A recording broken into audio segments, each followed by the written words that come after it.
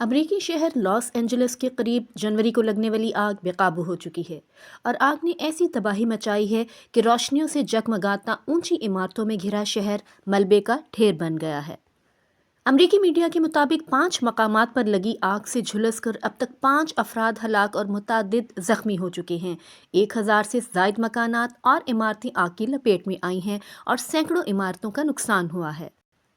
آگ سے 3000 کلومیٹر سے زائد کا رقبہ جل چکا ہے اور 30,000 افراد نے علاقہ چھوڑ دیا ہے، جبکہ مزید 70,000 شہریوں کو محفوظ مقام پر منتقل ہونے کے احکامات جاری کیے گئے ہیں۔ صرف عام شہری ہی نہیں، ہالی ووڈ کی کئی مشہور شخصیات بھی اس آگ میں اپنا سب کچھ گنوا بیٹھی ہیں۔ امریکی شہر لاس اینجلس میں اتنی زیادہ آگ لگی ہوئی ہے کہ وہاں صبح کا سورج طلوع ہونے کا منظر کسی قرب قیامت والی فلم کے منظر جیسا دکھائی دے رہا ہے۔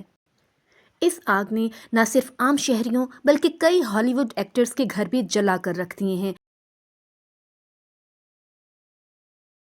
اور ابھی بھی تیز ہوا کی وجہ سے پھیل رہی ہے۔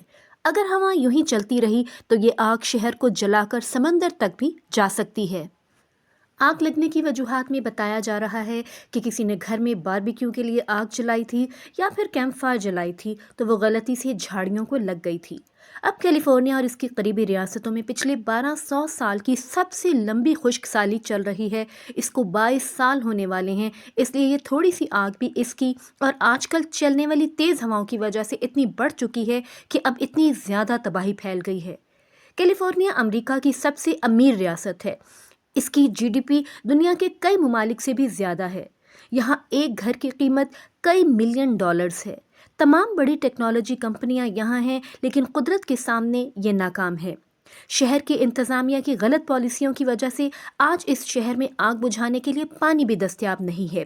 اس وقت یہ ریاست قدرت کے رحم و کرم پر ہے کہ کس طرح سے ہوا سے رک جائے یا اس کی سمت شہر سے باہر کی طرف مڑ جائے۔ اسی طرح کی اپڈیٹس کے لیے ہمارے ساتھ رہیے گا۔ اپنا بہت خیال رکھیے گا۔ ملتے ہیں نیکسٹ ویڈیو میں۔ اللہ حافظ۔